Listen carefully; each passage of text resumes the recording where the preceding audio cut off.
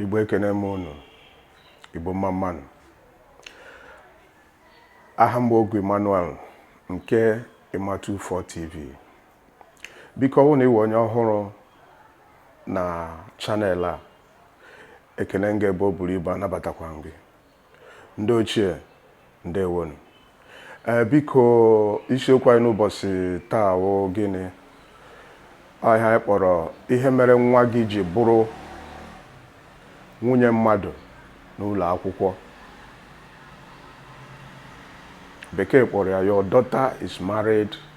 at school. Nwa gị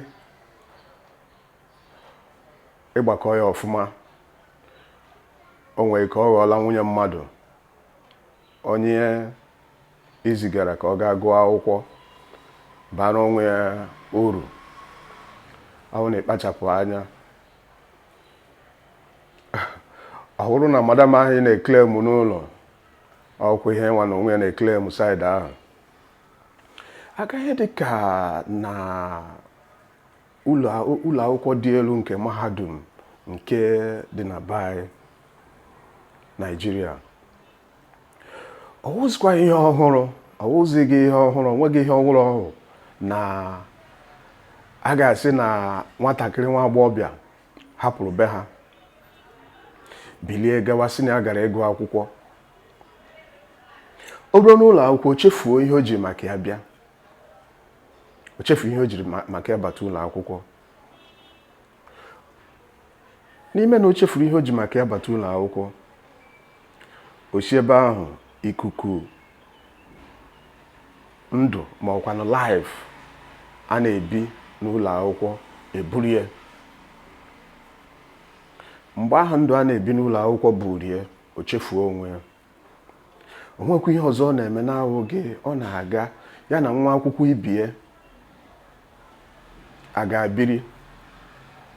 bikọ ọnụ dịka di na nwunye, na-eme dịka di na nwunye. Ha na-ebi ndụ dịka di na nwunye, otu gị na di gị si ebi n'ụlọ dịka di na nwunye, n'agbanyeghị na ihe idugara ya ka ọ ga-agụ akwụkwọ. A na-echefukarị onwe ha. Ọ na-afịa ha echefuo onwe ha, chefuo ihe ha ji maka ya bịa. Ịma na oge ụfọdụ ndị nne na nna nwee ụmụaka, ọ na-enye ha obi ụtọ ọwụwụ na ha chọpụta na nwa ha pasịala ule nke eji abanye mahadum. Ha na-ekpesikwa ekpere ike na-ekele Chineke maka otu o si mee ya ka ọ dị otu ahụ. Ha na-enwekwa olileanya na nwa ahụ ha dupụrụ ka ọ gaa gụọ akwụkwọ kwesịrị na ọ pụtara dịka ezigbo mmadụ. Dịka otu ị ga-esi ghọta ihe a m na-ekwu. Abịa n'ụlọ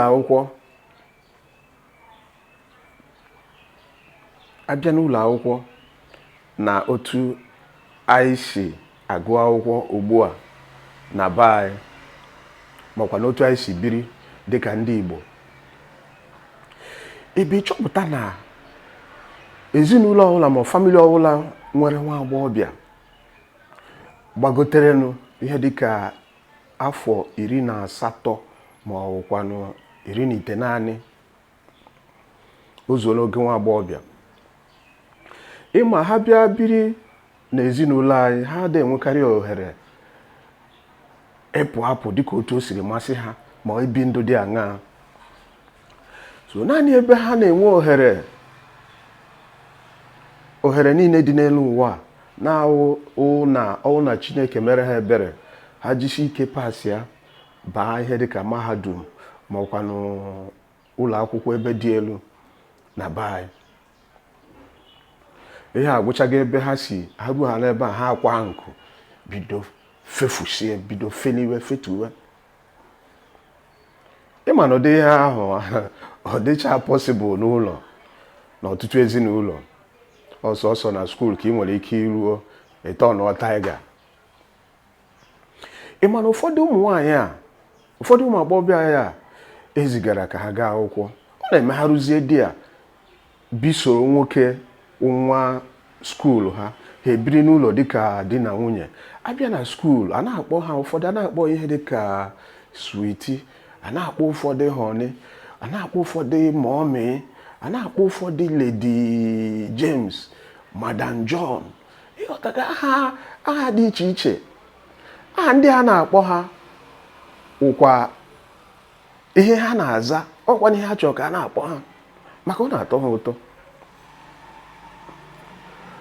ozugbo aba n'ụlọ akwụkwọ chefuo onwe ha bido ha sị ka ha soro banye na ndụ campus life ndụ a na-akpọ campus life ha banye ha na campus life ha ga-achọnụ ka ha dị ka ibe maka ha ga-achọ ka a kpọọ ha sị na ha emepeghị anya ma ọkwa ka ha sị na ha esoghị n'ihe a na-eme ma ọ sị na ha wụ mugu ma na ha wụ village girl ma ọ gịnị ha da-achọ ka ha soro na ndị a ga-akpọ ụdịka aha ahụ ha chọkwa ka ha ịmagogosi na ha so n'ihe a na-eme na ha adịkwaghị atụ egwu ihe ọjọọ ọbụla ile anya ịhụ na nwatakịrị na-enweghị ihe ọma si na be gị pụọ dịka nwa skuulu o ruzie na skuulu agbanwee ya ọ bụghị onye ọbụla ndị agbanwere ụkwọ ndị chọọ ka agbanwee ha ọkwa na chọọ ka agbanwee ga agaghị agbanwe gị adị m ekwukwa na ụmụ agbọghọbịa niile mana imerime ha ruru ebe ahụ mmiri skuulu eburu ha echefuo onwe ha so eruzie ebe ahụ agbanwe onye ahụ adịghị plays the role of a wife ọ na-arụ ọrụ dịka nwunye mmadụ kedu onye ọ na-arụ dịka nwunye nwa skuulu ibi ahụ onye ahụ pasịtara otu o siri pasịta wee bata n'ofu skuulu ahụ nwa gị nwaanyị ruzie ọrụ ọrụ dịka nwunye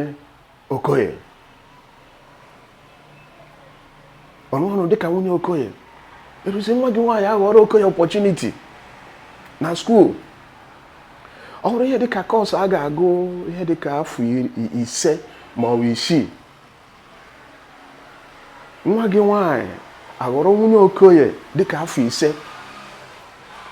maka ihe na-ada agwụwa m ike wụ nwaanyị mmadụ lụrụ dịka afọ 5 eche m na o nweghịzi chenji fọrọ ebe a ma asị m kwuo ọlụ zuru dịka etu esi alụ nwaanyị because nwoke na nwaanyị biri n'ụlọ dịka afọ 5 ma ọ afọ 4 echekikwa ya ọfụma efe enye gị onye enweghị ike ọgụcha skuulu pụta ọ sị na ya chọrọ ịga aga mụọ etu esi awụ nwunye mmadụ ma ọ na alụọ di ọ gakwala ihe ịmara ihe eji kpọọ yunivasiti mahadum ha ma ha dum so mana nke asị a ga-agụ ahụ nke ọ ga-agụ etu esi awụ madam otu esi play role madam even nke ka ukwu njọ ịbịa na university department ndị a maka ụfọdụ departments na-ewepụta ihe dịka award a na-enye the best couple that is di na nwunye kwa afọ a na-ewepụta the best couple award so abịa nwa gị nwaanyị na ọpụta usoro na-agba mbọ ka o nwere ike iso win the best couple award a na-arụ ọrụ ọfụma dịka ezigbote nwunye ụmụ skuulu ibie ga-amatakwa na ọ na ha agbalị a na-ehe ele ịmago na-etunye ya aha dị iche iche dịka onye na-agba mbọ makwa na kandideti ga-ewin award dịka ezigbote nwunye n'afọ nke a ụfọdụ ụmụ agbọghọbịa ma ọkwanụ ndị a edugara skuulu na-eme ha ruo ebe a ha echefuo onwe ha echefu ihe ha ji maka ya bịa onweghị ihe ahụ na-enweghị ike imefọ ihe dịka wikendi ọbụla onwe ya na-enweghị ike imefọ ka ha nwere ike ịga go spend their weekend outside. Ka ihe na-agbakwanụ mbọ isi ka ga si na school pụọ ga mee weekend a. Ihe na-agbakwanụ mbọ ihe ahụ ka ọ ga-agbata mbọ ihe ọ ga-eji na-esiri Okoye ihe n'ụlọ. Mago ihe ngwa ofe gasị ka ọ ga-agbata mbọ kedu ihe ọ ga na-eyi dịka Madam Okoye. Ọ na-atọkwana Okoye ọghọrọ Okoye opportunity maka Okoye dịka ogbenye siri ofe n'ọkụ. O nwekwana anụ o nwere. O nweghị ihe dịka crayfish ma ọ gị na o nwere o ji esi ofe ahụ dịka nwa skuul ọwụ.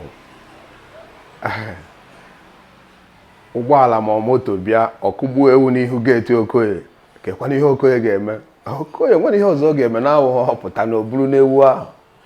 Ọkpakọ dị ewu ọnụ, ewu aghọrị opportunity. O were gebe ndị ogige na-amị ndị a ga-amị amị. Ọkwa ịhụ na anụ a moto gbu n'ihu geeti Okoye ugoro Okoye opportunity. So otu aka nwa gị nwaanyị si ghọrọ Okoye opportunity na school maka ọ bịara school chefuo onwe ya. Ọ bịara school chefuo onwe ya. Ka nwa gị nwaanyị na-agbagharị na-achọ kedu otu a ga-esi wee mee wee rie ihe n'ụlọ. Kedu otu a ga-esi wee mee dịka ibe. Okoye adịkwa busy. Okoye na-adịkwa busy. Mgbe ọbụla n'ọnọ gị n'elu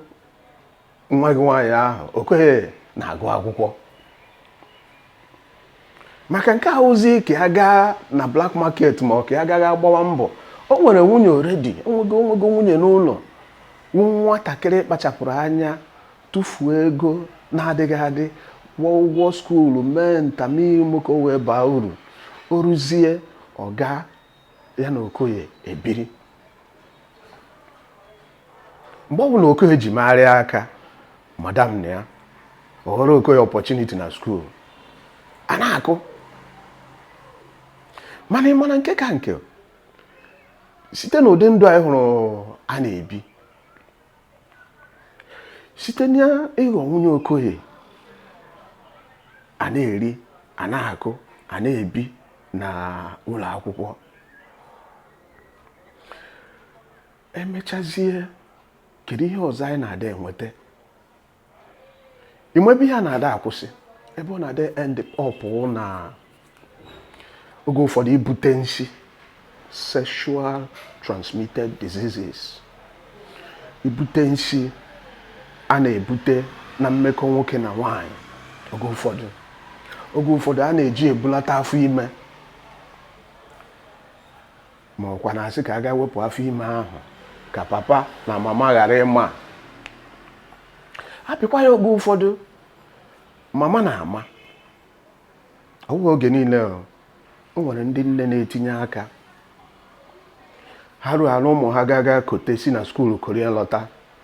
a ga-butuo ya yọchaa teacher dust.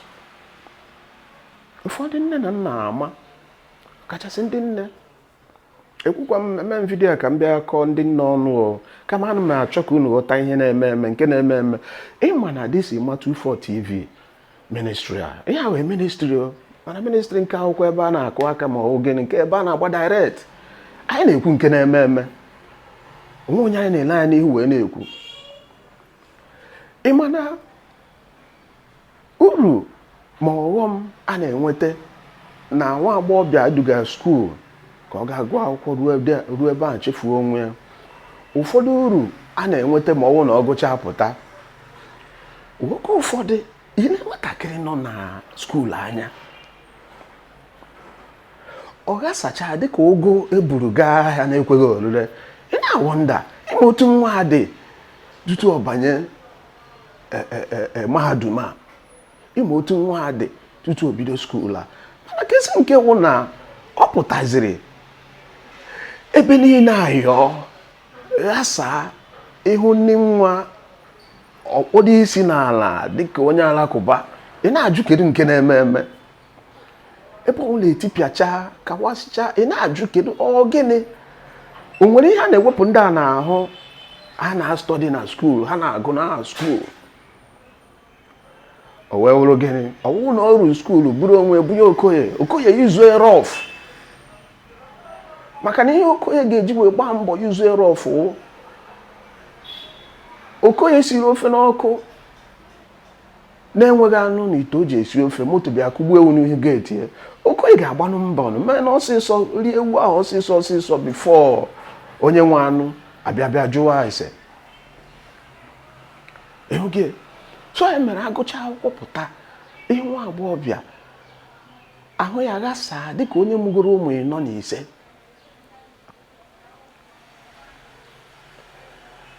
ọkwa ihe jọgburu onwe ya ihe jọgburu onwe ya na idugere nwa gị akwụkwọ ka ọ ga-abara onwe ya uru ruo ebe ahụ ji aka gbuo onwe ya ruo ebe ahụ ji aka fọtọsịa onwe ya ọ bata ọ dịkwa ka nwa mmadụ mụrụ ịhụzie nwa gị ifere onwe gị na-eme gị a na-ajụ m onye a echere na edugara ya skuulu ka ọ ga-dị mma ka ọ ga-aba uru oge ụfọdụ mmụọ ịmata ụfọdụ na-agbakọsị ama mma ndị okwu otu a si eche echiche na owu na oruo echi na ị nwere ike ịga be di ọgụgụdị na ịga be di maka ọnwụ na iwu na onye ọla ga-alụ di ọgụgụdụ na ịga be di alist ahụgodonu gị na ahụ gị anya gị dịka nwaanyị ịdịnụ mma dịka nwaanyị nwe ọnụ ahụ ga-adị mma dịka nwaanyị ọwụrụ gịnị ọwụ na ịgago gaga bee dị ngwa ahịa ego na skuul bee ya ezigbote ego ndị mmadụ azụrụ n'ụzụ na kredit ha achọghị ịma maka otu isi wee dewe onwe gị ajụjụ m na-ajụ kedu ka nwatakịrị nwaanyị ga-esi wee kpachapụ anya bụrụ onwe ya dewere Okoye na-enweghị ike ịbịanwụ na nke nne na nna nke nwaanyị ịmagodi bold enough na-enweghị ike ịbịa ebe ahụ bịa si na nwa na m chọrọ ịlụ ya na ihe masịrị m gị nwa agbọghọbịa hụ saịn a ọ ka na-atọ gị ụtọ iburu onwe gị dọwara Okoye ịghọrọ Okoye opportunity Okoye na-ata gị dịka African salad unu chekikwa ọfụma ọ ga-adị mma na nwa agbọghọbịa were onwe ya ga sacrifice ya na ọta iberibe ka mkpogodi ya otu ahụ ọ ga-adị mma na nwatakịrị a were onwe ya gaa ree ọ gachazie skuulu pụta ọ dịka agadi nwaanyị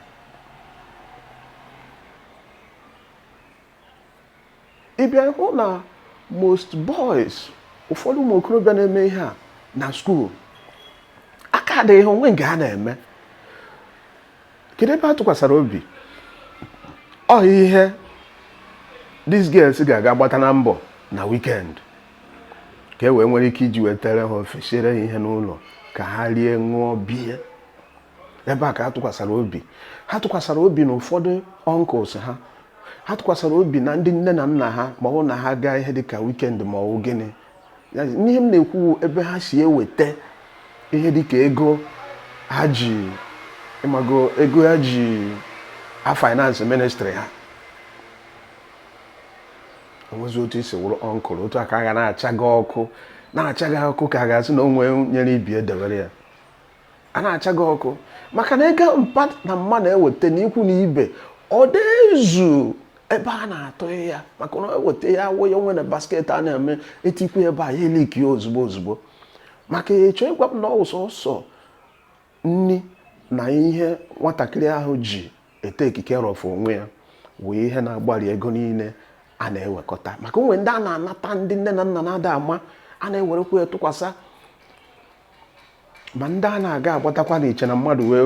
were emezukwa na ịmago ike ego ministri ka ọ na-aga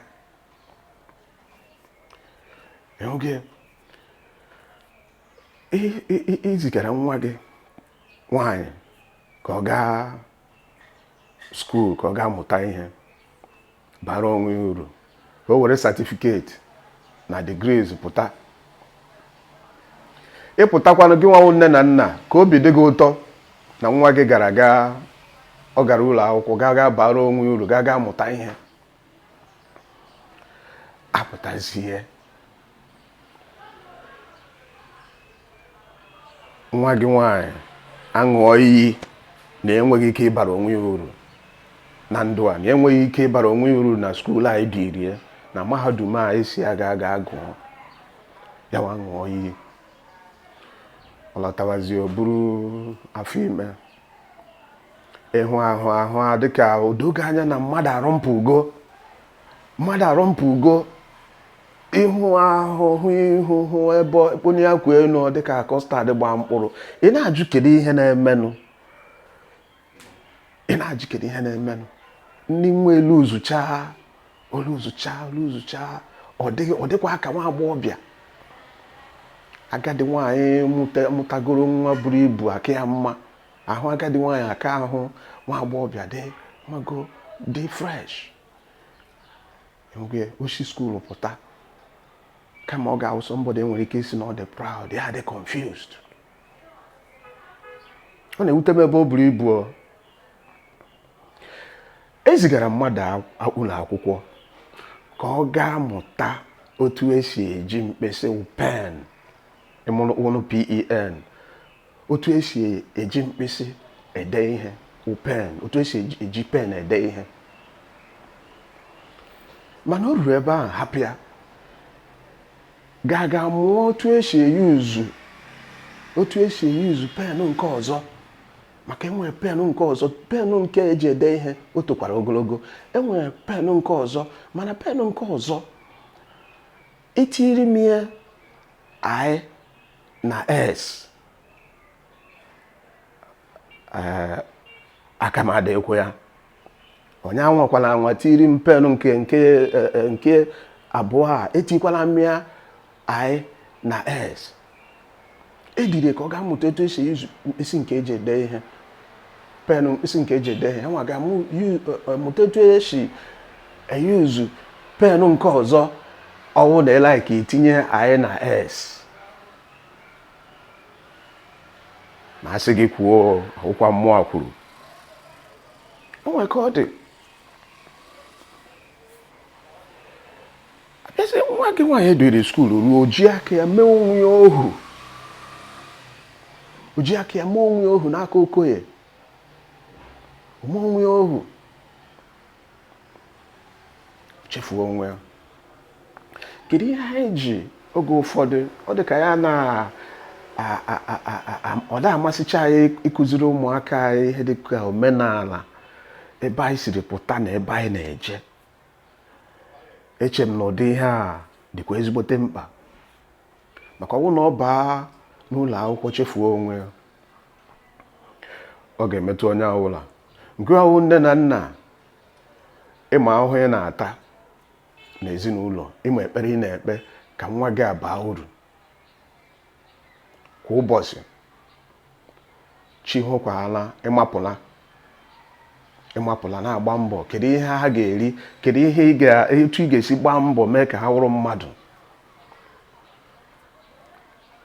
But ihe ọ na-eche ukoro otu ya ga-esi wee gaa na skuul gaa play role mago role ọhụrụ ihe ọwụ fake wife.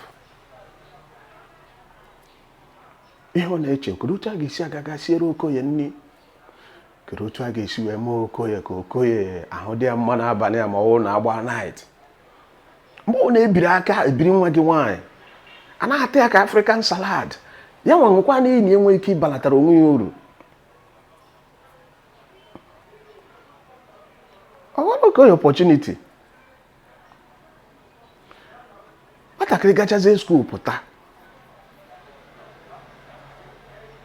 ọ bụrụ problem to the society. O nweghịzi ka nwa okorobịa chọrọ ịga lụọ nwaanyị magonu ka o setụlụ ọ daa o tinye aka n'aka ndị ihe ọ ga-enweta onwe ihe bekee kpọọ second hand madam ọ gwa ndị nke ụwa kpọọ fairly used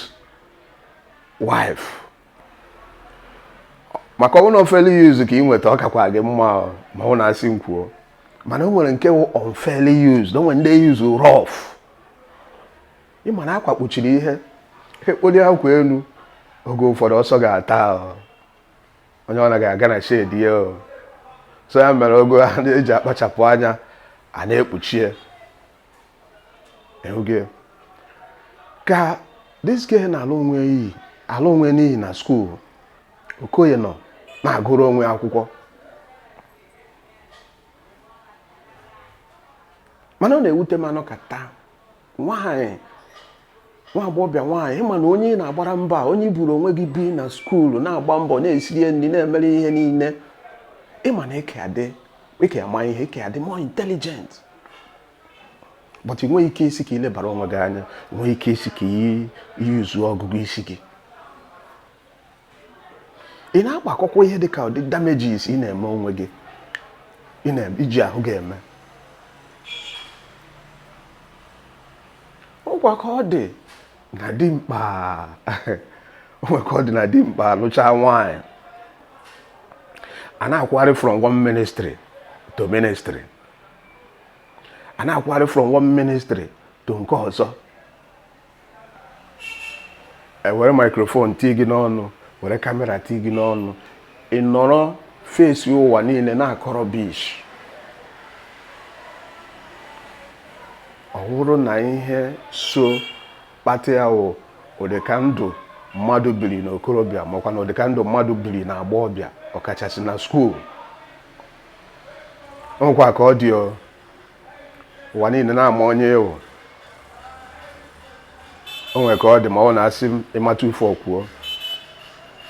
biko ka ọ dịgodu m otu a n'ọnụ maka na ihe a m kwuru ekwume ka njikọ mmadụ ọnụ mana achọ nke ịghọta na ọ dịghị mma ka anyị kwụsị na ya anyị wụ ndị Igbo anyị kwesịrị ịdị na-emezi ihe anyị emezi debe ọfụma ọ dị mma nwanne anyị ma ọkwanụ nwa anyị gacha skuulu pụta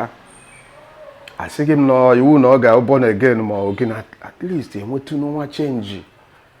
edefọ mago dewetu chenji a ga-eji wee na-ekpokọ ka o wee kwa anyị na-eme biko echefukwana subscribe to Imatu4 TV channel gaa na comment section onwe otu isi hụ ihe anyị kwuru ọ bụrụ na anyị ekwuteghị gwa anyị kwutekwanụ unu agwa anyị